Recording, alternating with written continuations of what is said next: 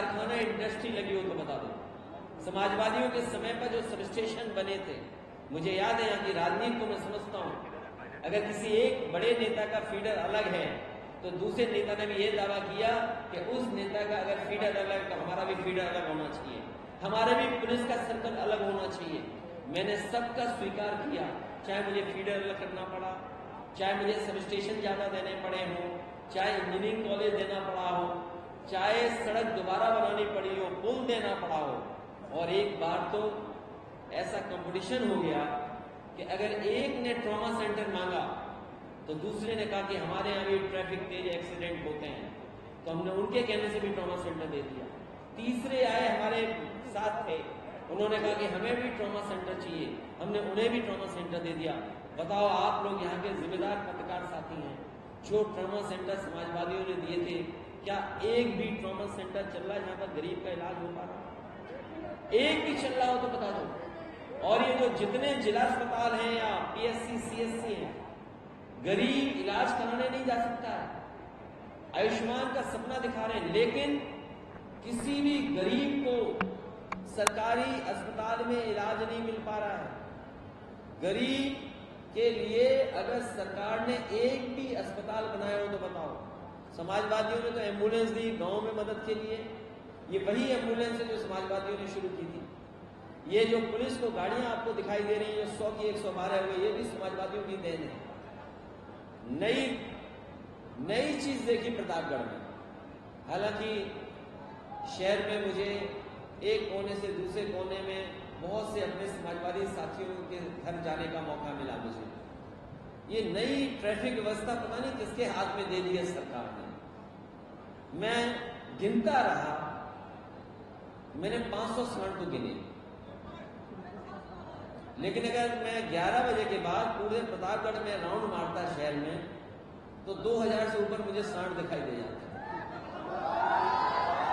2000, चाहे वो घंटाघर हो, चाहे जो हमने सम्मानित लोगों की जहां पर प्रतिमा लगाई हो वो चौराहे हो, चाहे वो चश्मे की दुकान के पास मैंने देखा एक सांड लगता चश्मा बनवाने पहुंचा था। एक ऑप्टिकल की दुकान थी, उस होर्डिंग के बगल में सांड खड़ा था। मुझे लगा कि सांड की आंख कमजोर है, वो लखनऊ जाना चाहता है, वो शायद चश्मा बनवा करके लखनऊ जाना चाहता हो। सोचिए, ये हालत बना दी। और गेहूं, धान की तैयारी नहीं, और गेहूं प्राइवेट कंपनियों ने खरीद लिया, सब बिक गया गेहूं, और धान की खरीद की कोई तैयारी नहीं है। हमारे किसानों का ऐसे ही धान खरीद दिया जाएगा।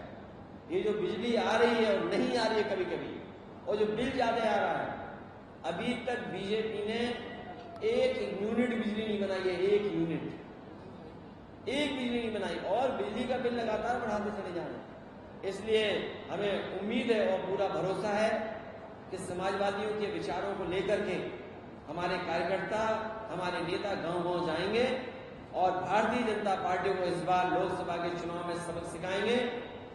14 में जो आए थे वो 24 में चले जाएंगे। यूपी से आए थे, यूपी से ही बाहर चले जाएंगे।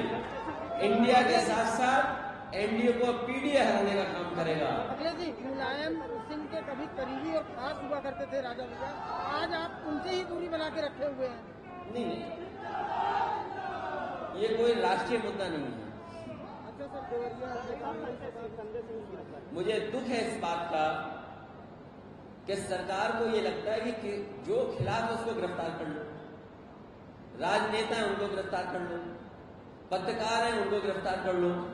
एक ही दिन सोचिए, पत्रकारों की भी गिरफ्तारी हुई और फिर संजय सिंह आप पार्टी के नेता, उनकी भी गिरफ्तारी हो गई ईडी की तरफ से। बीजेपी ये समझ ले, इनके खिलाफ 100 करोड़ लोग हैं। इस बार जब 2024 का चुनाव होगा तो 100 करोड़ लोग इनके खिलाफ हैं। क्या ये 100 करोड़ लोगों को गिरफ्तार कर लेंगे? इस बार यही भारत की जनता पीडीए मिलकर के इंडिया भारतीय जनता पार्टी का सफाया कर देगी, और जिन जिन से ये घबराते हैं उन्हीं को गिरफ्तार करने जाते हैं। ये जो ईडी, सीबीआई, इनकम टैक्स, ये भारतीय जनता पार्टी के प्रकोष्ठ हैं, ये उनके संगठन के प्रकोष्ठ हैं, उनके संगठन के हिस्से हैं। इसलिए आपको इस पे ज्यादा बुरा मानने की जरूरत नहीं है। अभी संजय सिंह गिरफ्तार हुए, अभी आप कुछ सच दिखा दोगे तो आप गिरफ्तार हो जाओगे। अगर गिरफ्तार होने का मन है तो सच दिखा दो। देवरिया को मिलाकर अगर बात करें कि अभी तक एक खेमे की गिरफ्तारी हुई है और जबकि प्रेम प्रकाश यादव की भी हत्या हुई, अभी उस तरह से कोई गिरफ्तारी। देखिए, ये सरकार न्याय नहीं दे सकती, और जब सत्ता में बैठे लोगों की नियत ये न हो कि न्याय मिलना हो, जो घटनाक्रम हुआ है, जो अलग अलग जगह से जानकारी हुई या मुझे कार्यकर्ता नेताओं से जानकारी हुई या जो अलग अलग यूट्यूबर्स या सोशल मीडिया में जो बात लिखी है या आई है, इसीलिए मैंने कहा कि जो जीरो टॉलरेंस की बात कर रहे हैं उन्हें उन तमाम अधिकारियों के खिलाफ कार्रवाई करनी चाहिए जिनकी वजह से ऐसी घटना घटी है। जिला पंचायत सदस्य पहले उनको मारा गया, और अगर हम डीएम का पहला स्टेटमेंट मान लें, डीएम ने जो स्टेटमेंट दिया वहां का घटना होने के बाद जो पहला स्टेटमेंट दिया, उन्होंने कहा कि रिटेलिएट हुआ है, कि एक घटना जब हुई और उसको देख करके परिवार के लोग आए और उसके बाद ये दूसरी घटना हुई। अगर इस घटना के लिए कोई जिम्मेदार है, 6 लोगों की जान जाने के लिए कोई जिम्मेदार है, तो वो सरकार है और वहां के अधिकारी हैं। सरकार अधिकारियों के खिलाफ नहीं कार्रवाई कर रही है।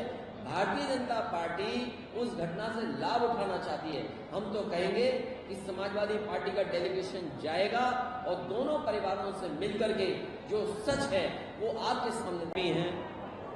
वो उनके साथ रहे, परिवार के सदस्य साथ थे, बेटा साथ था, लेकिन जो हार्ट अटैक हुआ उनको, उससे वो बचा नहीं पाए, वो हमारे बीच नहीं रहे। हम समाजवादी लोग दुखी हैं, हम उन्हें श्रद्धांजलि देते हैं। हम अपनी तरफ से और पार्टी की तरफ से और भगवान से यही प्रार्थना करते हैं कि जो इस दुख की घड़ी में परिवार को शक्ति दें, परिवार को इस दुख सहने के लिए शक्ति मिले। जहां तक यूपी सरकार की बात है और दिल्ली सरकार, यूपी सरकार जहां लगातार जीरो टॉलरेंस की बात कर रही है, जो कानून को लेकर के, कानून व्यवस्था को लेकर के जीरो टॉलरेंस की बात करने वाली सरकार में सबसे ज्यादा अपराध हो रहे हैं, सबसे ज्यादा घटनाएं हो रही हैं, सबसे ज्यादा जाने जा रही हैं। और इसका कारण यही है कि सरकार जीरो टॉलरेंस तो बोलती है, लेकिन किसी को न्याय दिलाने के लिए कोई काम नहीं करती। देवरिया की घटना एक उदाहरण है। देवरिया का जो घटनाक्रम है वो एक उदाहरण है कि किस तरीके से सरकार का कामकाज चल रहा है। मुख्यमंत्री से लेकर के जो बड़े बड़े अधिकारी हैं वो मौके पे गए या अस्पताल में जाकर के हालचाल लिया है, लेकिन सच्चाई तो ये है कि अगर प्रशासन सही तरीके से काम कर रहा होता, अधिकारियों ने पहले ही न्याय दिया होता, अधिकारियों ने अन्याय नहीं होने देना था, और सरकार के लोगों ने अगर न्याय दिया होता तो 6 जाने कभी नहीं जाती। अगर 6 जाने गई हैं तो भारतीय जनता पार्टी के सरकार के कामकाज की वजह से जान गई है। अगर कोई जिम्मेदार है तो वो सरकार और अधिकारी जिम्मेदार हैं जिसकी वजह से जान गई है। और मैं तो सरकार से कहूंगा और सरकार के लोगों से कहूंगा कि अगर समाजवादी पार्टी कोई राजनीति नहीं कर रही है किसी घटना में, तो सरकार के लोगों को भी मिलकर के कोई राजनीति नहीं करनी चाहिए। और जो लोग जीरो टॉलरेंस की बात कर रहे हैं, अगर जीरो टॉलरेंस का अगर आपका नारा है तो जो अधिकारी रहे हैं जिसने दोनों परिवारों को न्याय नहीं दिया है, चाहे वो डीएम हो, कमिश्नर हो, एसपी हो, डीआईजी हो, आईजी हो, तहसीलदार हो, एसडीएम हो, लेखपाल हो, उनके खिलाफ कार्रवाई नहीं कर रही है। और अगर सरकार जीरो टॉलरेंस की बात कर रही है तो जब से शिकायतें की हैं परिवार के लोगों ने, उन सभी अधिकारियों के खिलाफ कार्रवाई हो, उनको सस्पेंड किया जाए और अगर सरकार जीरो टॉलरेंस की बात कर रही है उन्हें टर्मिनेट करे। आज कानून व्यवस्था में जीरो टॉलरेंस देख लिया और भ्रष्टाचार का तो पूछो मत। पहले तो अधिकारी 2000 रुपए मांग लेते थे, इस सरकार ने 2000 रुपए बंद कर दिए, अब वो 500 रुपए ज्यादा मांग रहे हैं। कोई तहसील थाना नहीं बचा है जहां पर भ्रष्टाचार न बढ़ गया। जो सरकार ये कहती हो पहले दिन से कि हम गड्ढा मुक्त करेंगे सड़क, बताओ कौन सी सड़क है जिसमें गड्ढे नहीं है? और आज तक मैं तो पत्रकार साथियों से कहूंगा कि आप रिकॉर्ड निकलवाइए कि इस सरकार ने पिछली सरकार में और इस सरकार में गड्ढा और मेंटेनेंस के नाम पर कितने हजार करोड़ रुपए निकाले जो बर्बाद हो गए।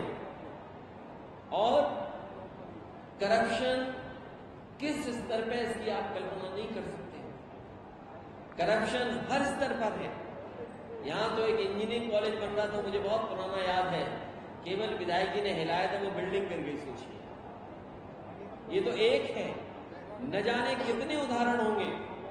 और हमारे मुख्यमंत्री जी कह रहे हैं पूरा उत्तर प्रदेश ओडीएफ हो गया। ओडीएफ का मतलब है कि सुबह सुबह कोई भी आम आदमी खेत में डब्बा लेकर के नहीं जा रहा। प्रतापगढ़ के लोगों, अगर यूपी ओडीएफ हुआ है तो आप भी ओडीएफ में शामिल होंगे। कभी सीटें बचती थी, कभी किसी को जाने नहीं देते थे। आज बताओ कितने शौचालय चल रहे हुए आपके यहां, बता दो। अगर एक भी शौचालय चल रहा हो और हमारे समाजवादियों के समर्थक प्रधानों पर जांच के बाद जांच, फिर जांच। लखनऊ में तो बड़े बड़े आयोजन हुए थे, आयोजन हुए कि इन्वेस्टमेंट मीट हुई जिसमें ये बताया गया कि लाखों करोड़ आ रहे हैं। हमें बताओ प्रतापगढ़ के लोगों, वो कहावत मैं नहीं कहूंगा जो मुख्यमंत्री जी ने कहावत प्रतापगढ़ के लिए कही।